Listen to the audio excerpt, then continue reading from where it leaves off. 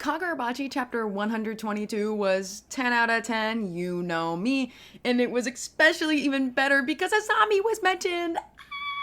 Oh my gosh, more on that later. It is so good to be back. We had those 2 break weeks really close together. I always hate when that happens. It sucks. It was the same thing around the holidays, and I felt like I was going literally insane, and this time was no different, of course. I was in California when this chapter was supposed to come out, so you guys missed out on the CalCan California special, which is unfortunate. I was really excited to do that, but it's okay. Who knows? Maybe I'll end up some other cool places at some point soon. Who knows? Who knows? Maybe. It was still really cool, though. California is awesome. I went to Universal Fan Fest on the last night, and I met the One Piece characters, and I watched the Yoshis do their little dance. Ah, yes! Yes! Yes! Yes! Woo! It was a good time. And then right when I got back from California, my AC broke. Again. It's a running thing. If you guys haven't been here before, my AC breaks literally all the time. But this time it's even worse because it's been like 5 days and it's hot as balls because it's Florida and it's May, so it's like hot now. Oh my gosh. So if I look sweaty at any point in this video, that is why. But enough about me and that crazy break week I was having. We've got a lot to yap about this week. It's one of those chapters. There's a lot to ponder. So let's get into it.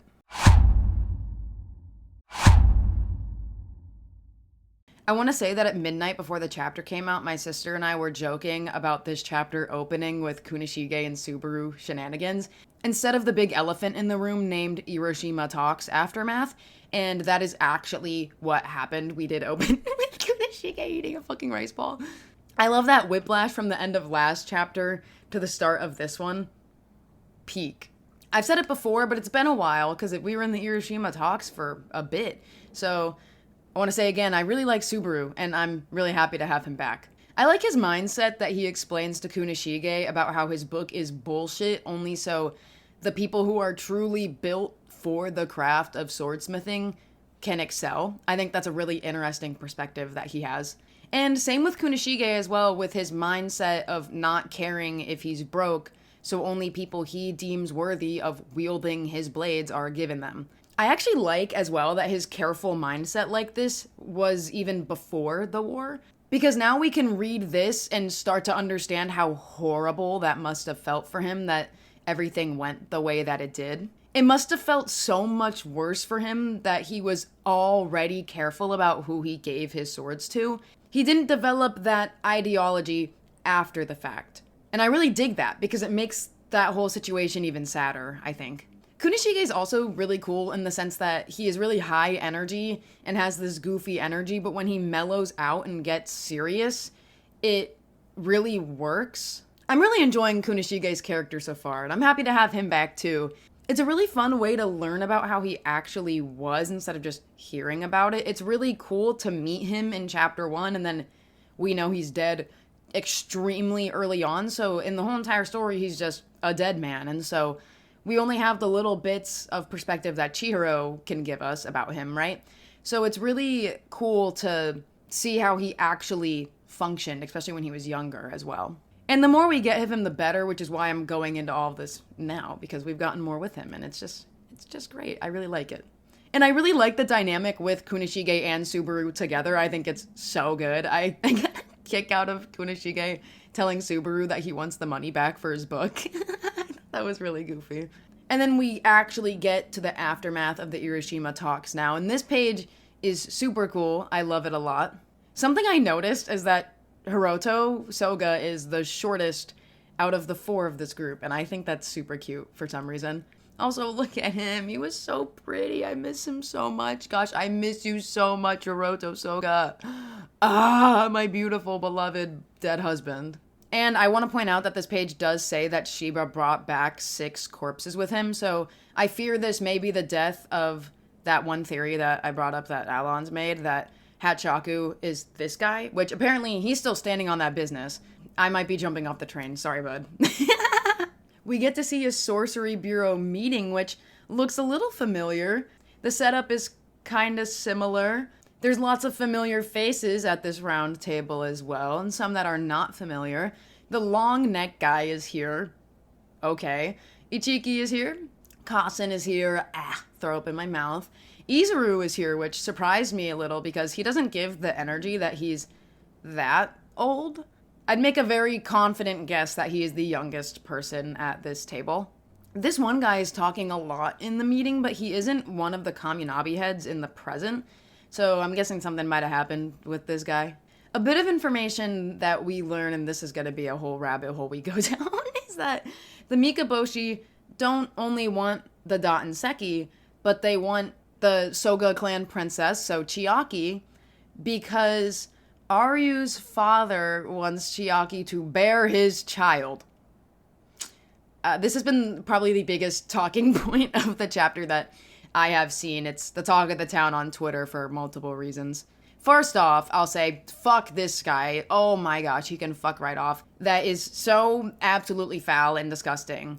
So he wants to do this so they can keep the valuable blood of the Soga clan going and using it for their own gain, and then they want to kill off the rest of the Soga clan. As foul and disgusting as it is, I think it is an interesting conflict to set up. Especially because Chiaki is already a character with themes of autonomy. She's put on this pedestal, she's Princess Soga. Her mom says in the first chapter that she's introduced that, like, she needs to, you know what I mean, marry someone with status, and she's kind of just seen as an object. So that's already a theme with her. So this continuing in this way is definitely purposeful, and I'm curious to see where that goes. One thing that's got the people going a little bit in a tizzy is the possibility that this awful, disgusting, throw up in my mouth chud of a man, Aryu's father, is Chihiro's father as well, instead of Kunishige. Right off the bat, I'll say I don't think this is true. Chihiro, though you can see some of Chiaki's features in Chihiro's features, is mostly a splitting image of Kunishige. They look so insanely alike. I also just don't really like this idea all that much. Hokuzono definitely does get into dark territories, and he's even gone into SA as a theme already, so this isn't an uncharted territory, but I really don't think he would go that far to the point where Chihiro is a child of... Yeah, you know what I mean. I really don't think that. Chiaki gets more visions of what is to come, and the Sorcery Bureau is ready to defend both her and the Dattenseki as well, and Japan. They bring up their fighters that they have, and we get an Azami mention. Oh my gosh. Best day ever. Big day for Kalkan. Azami Nation, we have made it! We made it. Honestly, I'm surprised that he's already working for the government. I was guessing before that he got wrapped into all of this after the Irishima talks and he was like recommended by Shiba or something because they mentioned that blunt force is the best way to fight the Mikaboshi. So I was guessing Shiba was going to be like, I know a guy who would be great for this, and then like recommend Azami, right? But apparently he's already been working for the government. So now my line of thought there is that I do still think Shiba recommended Azami into this. I do think Shiba was his in. I'm pretty confident in that. But I'm thinking maybe when Azami got kicked out of his home, Shiba then recommended him to the Sorcery Bureau, and that's how he got in. But look at my little guy. We got little guy Azami. This is all I needed in life. And I do have my video reaction to this. I will warn ahead of time, though, that I am a little sick, and this was in the morning, so I sound especially insane. I sound real squeaky, more than normal. So just a heads up for that. I sound kind of crazy. Cool. Here's my reaction.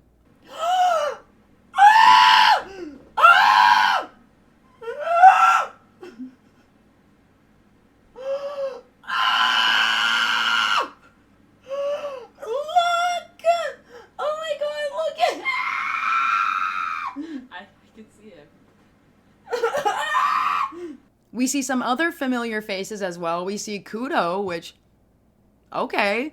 This guy seems to be this guy who is now a Kaminabi head as well. This guy was at the Rakuzaiuchi on the Kaminabi's behalf.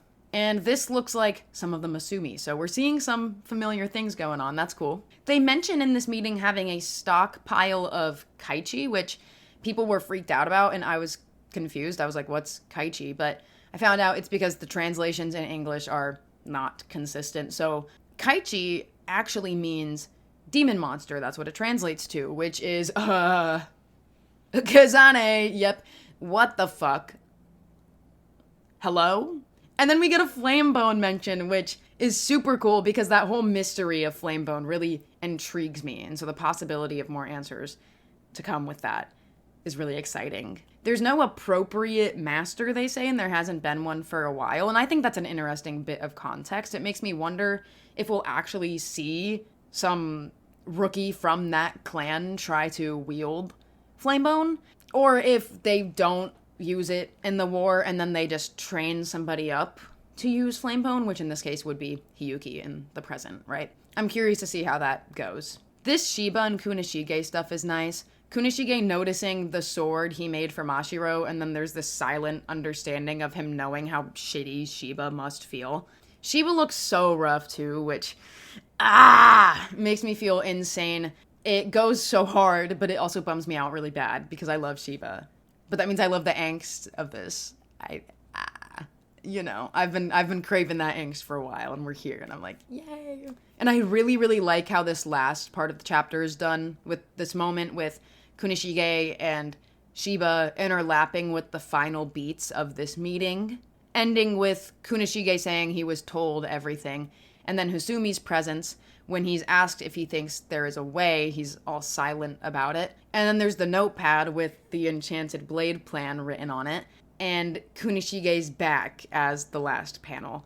The progression of these two conversations coming to this head is so effective and good, and you can just really feel the weight of this moment. Like, oh shit, it's happening, right? I love it. I think it's so good. This chapter was so amazing. Kagurabachi so good. And I think on that note, we are done with today's chapter. Actually, wait, I forgot to mention. First ever shirtless Shiba panel. At what cost? At what cost? But it's here. It's the reporting from the Kagurabachi girl. All right, now we're done. Now we're done for today. Holy yap sesh that was. Wow, I'm sweating. I'd probably get redder throughout this video. Predictions for next week. I'm thinking, pretend to act surprised, guys, okay?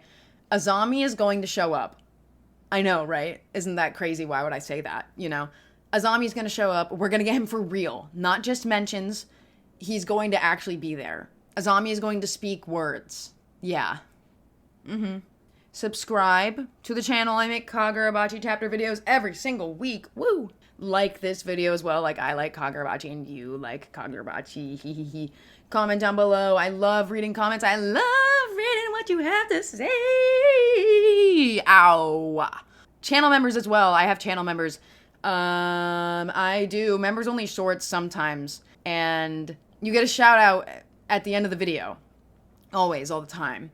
It's a good way to support the channel, but also so is subscribing and liking and commenting, all of those other things I said as well. So, cool. Thank you so much for watching, and bye-bye. All right, guys, we're addressing the nations. First off, right off the rip, Azami Nation! Do I even have to say it? Go us. Go us. Fuck yeah. Kunishige Nation, welcome back. Love it. Subaru Nation, we up. We up, that's right, he's here. Shiba Nation, I am so sorry, but also so happy for us at the same time. Azami next week. Azami next week. Chant it with me. Woo!